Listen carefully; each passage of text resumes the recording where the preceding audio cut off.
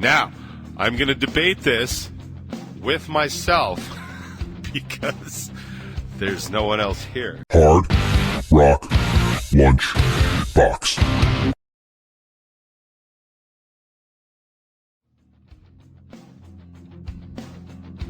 Oh, what is up, Krusty Krabigans? It is I. It is I, your host. I have returned. Much like Jesus himself, I am resurrected. Although, to be perfectly honest, I was down for the count a lot longer than our Savior, but he was, after all, dead. So, there's that. Not the least of things I have in common with, I assume, God, Son of God, depending on where you're at. Did you find all your Easter eggs this weekend? I know I did not. I want to thank everybody for their well wishes and seemingly desire for my survival. Thank you very much. As I reported last week, I was, the technical term is hella sick, and I was indeed. I was laid up until about Easter Sunday. And then I dragged my carcass off the couch. I went to Uncle Giuseppe's, which I don't recommend. I mean, I love it there, but apparently everybody else loves it there too. I was hoping that Easter would keep people out of there. Nope. You, much like me, would have thought wrong. There was at least 25,000 people in that place, which is a good sign because I guess COVID is over. All right.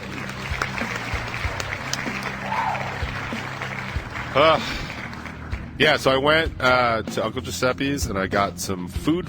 Like, I decided to go, and this is going to be kind of hippie-ish and probably no surprise. But sometimes you like, okay. So like in applied kinesiology, what they do is your body basically can tell you what supplements, food, stuff you should be taking. It's kind of an irksome sort of quality when other people do it. Like, if you ever hear anybody say something like, that's not really resonating with me right now, like, just walk away. Walk away. I don't like that new age middle management speak at all. But it's based in something actual. So much like most of douche America, they have co-opted something that actually belongs in real America. And there are times when you kind of like look or are next to or hold something and you just kind of get a bad vibe off of it. I mean, this is just, this isn't magic. This isn't crystals. This isn't druids. This isn't any of that. This is just your body. Your body is generally smarter than you are. And there's a lot of people that we all know whose body is way smarter than they are. Rocks are smarter than they are, so you can imagine that a fully functioning ecosystem such as this unmagnificent specimen would be able to figure stuff out. So anyway, I decided that I wanted to go to the store, like, physically and like look at foods that I thought I could keep down. Yeah. You know, I got to tell you, it changes the whole way you look at a menu where it's like, oh, yes, I'm in the mood for the foie gras and the blah, blah, blah. When it's just like, oh, I could keep that down. Or I would really, really hate to throw that salsa back up because that's hot and spicy. So, you know, that was the deal. So I went and I got some very tame cold cuts. I actually got a loaf of fresh bread, and I know I'm not supposed to have I'm actually not supposed to have gluten, but it's not a celiac thing for me, so it was okay in terms of just, like, bulking up to, like, mop up the big mess that had been the hazardous waste spill from the week before. So I did all that, and I got, like, a tomato. It just felt really good to just, like, sit there and eat. My body didn't process it terribly well, but it didn't process it terribly bad. But I feel like that was the turning point for me. Like, once I was able to get a full, like an actual, like, I was on soups and shakes since Monday. Like, not this week, last Monday. Yeah, like, it was bad. I was on the brat food diet, which is, you know, bananas, rice, apples, and toast. Right? Like, that's... Yes, I was eating like a newborn baby. It was fantastic. I highly recommend it. man. Whew. But anyway, so yeah, I'm totally much better. I am actively working on repairing the damage that was done. Definitely did some stuff to my GI lining for sure. And you know, my system makes a lot of noise right now as it reorganizes the neighborhood in my small intestines. I kind of run around here. Do you ever hear that? Like when you just move and it's like, am I on a ship? Like, why is everything creaking? Like that's exactly what's happening. So I'm at that stage, but I'm feeling way better. I'm finally able to sleep through the night. I mean, like, it's so funny because like you tell people like, oh, I was really sick, like I was going to go to the ER and stuff, and it's like, oh yeah, what happened? Like, you know, oh yeah, you know, I had food poisoning. And they're like, like, let's be clear, I didn't have bad mayonnaise. You know what I mean? Although, to be fair, like botulism will really take a brother out. But like I'm pretty convinced at this point it was parasitic in nature. I believe it was cyclospora. If you check out all the things that it is, like I can check off every single box. The other thing I didn't do is go to the ER and get targeted antibiotics. I'm not a huge fan of antibiotics. I am not opposed to them if you need them specifically. I do not take broad-spectrum antibiotics if I can help it. I will only take a Z-Pack if I'm literally dying out my eyeballs and stuff like that, but I'm not willy-nilly with medicines because, A, I'm just not. I don't take a lot of medicines that I don't have to, and B, I want them to work when I take them. So anyway, that's pretty much it for DJ's Health Minute. And some general housekeeping around here, around the station, and other projects box related. Don't forget the new episode of the Top 20 has come out first thing this morning. I wasn't really sure what it was from the description, which is a failing on my part. I should be at least able to remember what I myself said in an episode from the episode notes, but I really didn't, because I was just talking about DJ wants to know why people post the things they post and all that other stuff. But I finally remembered what it was. It was about posting about like who's the best songwriter and stuff like that. And I just wanted, we were talking about like the motivation. Anyway, it's pretty good. People have already commented on it, so I appreciate that people take the time not only to watch it but also have something to say and engage. Like I'm definitely more available for the back and forth there in comment form than I am while I'm doing the live show, as everybody seems to like to point out. I tend to ignore the chat while I'm doing this, mainly because I'm doing like 3, 4, or 5 other things, and the chat really, the chat's like, the chat is completely off and running. Oh, cool. Yeah, all right, good. Yeah. Getting pan reviews. Fantastic. All right, but even if you don't like the Top 20, please stop by Strangerhood TV and check it out. We could always use the views.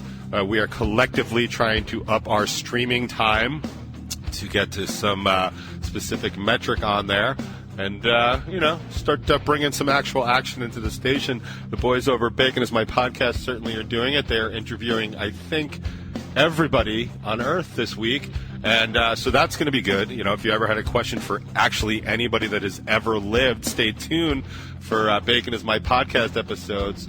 They are just cranking them out. Like my toaster makes toast at a slower rate than they crank out interviews. So that's going on over there, and that comes out every Monday, I believe. And then Thursday nights, they have like their 7 questions, where they basically just try to ruin a guest's day real quick, right ahead of their interview. But check those out. I don't know who's on this week. I've been playing. When I tell you, I was out. The only thing I really accomplished last week was the box.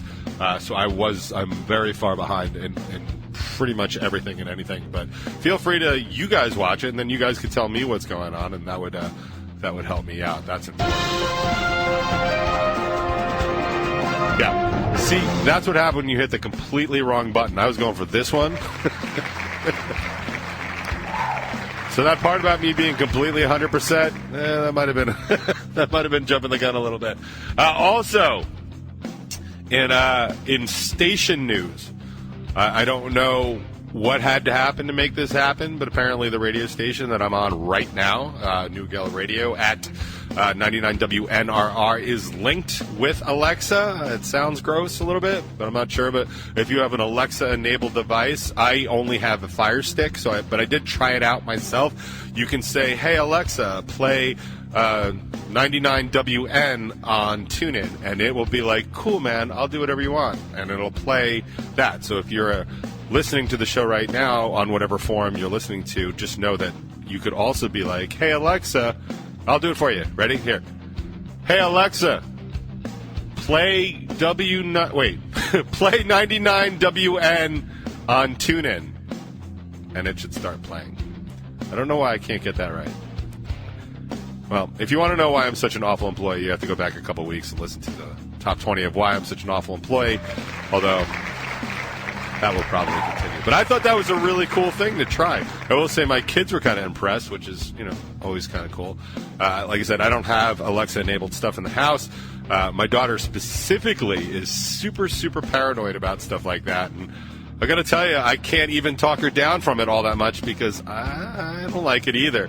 I don't like the fact that I can sit in my kitchen and talk about maybe getting a new refrigerator, and the very next day, all I have are ads for a refrigerator. I'm sorry, refrigerator. I'm not replacing you at all. I swear, it was just the first thing that popped into my head. So you got to kind of be careful. And do a little incognito mode, which actually brings me to the topic today for the top 20. Now I can do this. Yeah, that's better. Yeah, so, thank you. So this is kind of a thing. Me, Mike, and Jimmy were talking about this yesterday. God, was it yesterday? It feels like forever ago. Jesus Christ. Yeah, so here's the thing. So Jimmy had posted, we share music a lot. Like whenever the three of us find something, we have a thread that we just share music in. I mean, we have a thread or a group text, and we put music that we think each other would like in there too. But it was funny because Jimmy had put one in yesterday, and when I tell you this is totally a Mikey tune, it's just totally like a Mikey tune. I'm going to be playing it later today, so you can judge for yourself. But it was funny because it was just that should have come from Mikey. But now, because of Mikey recommendations and stuff, both mine and Jimmy's Spotify's are Mikey-esque in a little bit of a way. That's one of the things that we've added to, which is by design, right?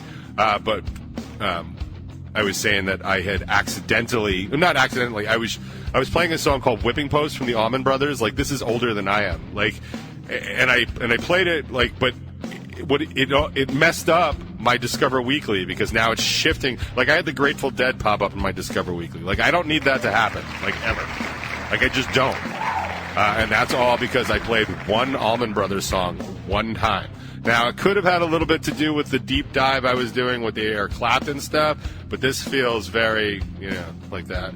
And then Jimmy was saying that because of his students, he has to learn a lot of songs, so he's all over the place. His Discover Weekly is the theme from Frozen, and probably the Clash, and maybe a little George Clinton. I mean, I would argue of the three of us, Jimmy has got a Discover Weekly that is just trash or gold. I mean, it really depends on where you're at.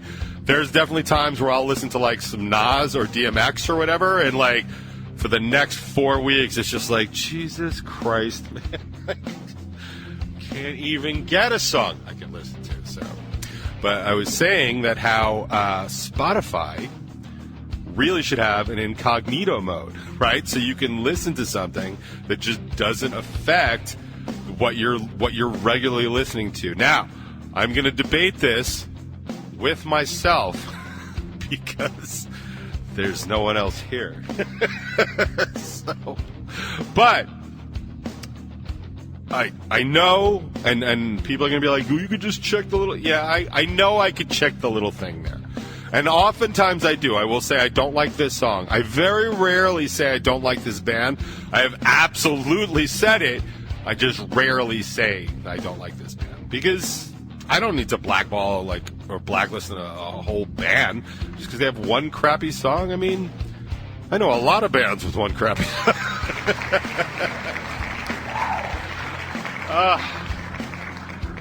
Man, so... But so you listen to a song or two songs, or the more songs you listen to outside your genre, it definitely starts affecting your Discover Weekly, right? That's the design of that algorithm.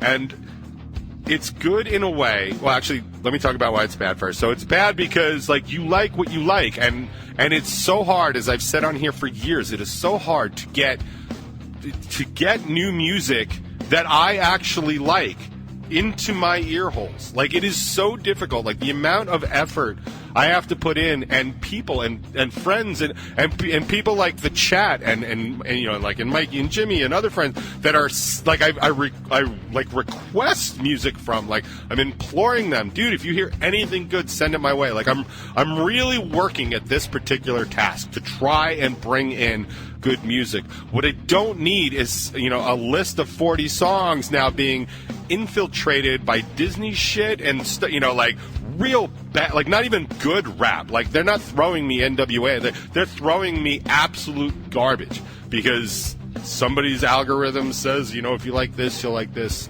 Same thing. It's the same algorithms that everything else uses. But I really rely on Discover Weekly to find those songs that I haven't found. Like, it's scientific and mathematics. Like, I love that. Like, okay, well, if you like this and this person like this too, you'll probably both like these things. Like, that is super important because then I'll hear songs that have a much more higher likelihood rating that I will like them. And in a limited amount of space, like, say, 40 songs, and, like, once a week, and there's already going to be songs in there that I totally know, and there's going to be songs in there that are going to be a miss. I just don't need it diluted even more with songs I definitely don't want to hear. Right? So, yes, you can fine-tune your filters and be like, no, I don't want to hear stuff from this band, but blocking that kind of stuff out leads me to my next point. I have been a big opponent of filter bubbling for about a decade now. It's a concept pushed forward in a TED Talk by Eli Pariser from MoveOn.org years ago about information, and I have spent a lot of time and written about it. In fact, my article, my column, is called The Music Bubble on Total Order magazine. By the way, there's a new issue out now, and there's going to be another new issue coming out pretty soon, so check that out. You can always go to the top of 99WNRR.com and click Total Order magazine. Lacey Sturm is on the cover of this latest one, I believe. Point is, music bubbling is a problem for me, much like information bubbling is a problem basically for humanity, because what it does is it starts to build this shelter, this bubble, around you of the stuff that you listen to. Now, this prevents you from hearing new music from the outside. And this is why I work so hard to implore people to send me new music so I can hear stuff from outside, because as much as I try, I'm still going to be in this little bubble because I do listen to certain kinds of music. I listen to a lot of A Day to Remember. I listen to a lot of Rise Against. I listen to Beartooth. I listen to Revel 9 from time to time. By the way, Keep You Near is approaching 25,000 plays, and Blue is really close behind it. So again, thank you very much for all of that. Central Park West looks like it's about to break 10,000 too, which I did not see coming because that is a big sleeper song for me. I always thought of that kind of like the Quiet Mind of the record, but I guess that makes sense since Quiet Mind ended up taking off anyway. But my point is, so you want to be very careful about this sort of filter bubbling. So maybe the incognito mode isn't the greatest thing for Spotify, even if it would be very convenient for somebody that has limited time and limited resources. Like this week. Last week, I was not able to listen to anything, not Release Radar, not Discovery, and I still had music for you, which was awesome. This week, I have a little bit more because I was able to listen to some of it, and again, I was able to just sort of skip through. But a lot of times, I'm not at my desk, or I'm like in the car and stuff, and things are just playing, and I know it's super easy to just skip a song, but I'd much rather just have it be songs that I pick. But don't forget, what I'm talking about is that slot, that space that Spotify has put a song I don't like in, could have been a song that I could have really liked in. And that's kind of my problem. So I'm kind of back and forth on whether or not there should be an incognito mode on Spotify. Personally, I think there should be, but I don't know how to rectify I still want new music. There should be, like, maybe in your Discover Weekly, there should be that. Because the daily mix doesn't help you because that's songs you've already listened to. Maybe the Discover Weekly could be like stuff you never even considered. This is stuff based solely on your playing you've never played on Spotify. That could be something. And then have this, I don't know, like the hot sauce room. Like, you want to try this? Like, here's some real extreme stuff like we thought you might like because you played something that sounds like it once. I don't know. I just think there's new ways to find new music, and I think there's better ways to find new music. Although I still believe the absolute 100% best way to find new music, honestly, is on this goddamn show.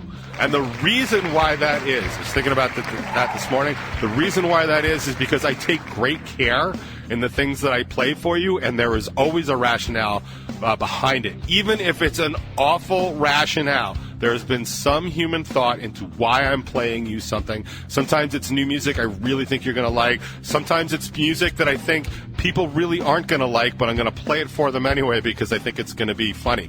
Like, that's not the greatest reason, but it is still a reason, and I definitely have some of that coming up today. But also, this is how it's supposed to be done. This is a song I dig, and I want to play it for you. I'm going to tell you why, and I'm going to sit there, and you're going to sit there, and you're going to listen till the song is done, or you're going to take a phone call or make some coffee or make some tea. And I think that is what has always made this stupid show so great. So I promise to keep doing that if you promise to keep coming back and listening to the nonsense that I have to say when I'm talking about songs. Like the song I'm going to start the box with today, which I got to tell you, if you had asked me if I was ever going to play on the Hard Rock Lunchbox, the answer absolutely would have been no. And if I had asked any Hard Rock Lunchbox fan or chat member or Team Uppity or any of that stuff, if they were like, hey man, do you want to hear this song? We would have absolutely gotten a whole bunch of no's. And you know what? It doesn't make a lick of difference because I'm going to play it anyway because it's the Hard Rock Lunchbox, and God damn it, it's Rex Manning Day. Yeah, this is happening right now.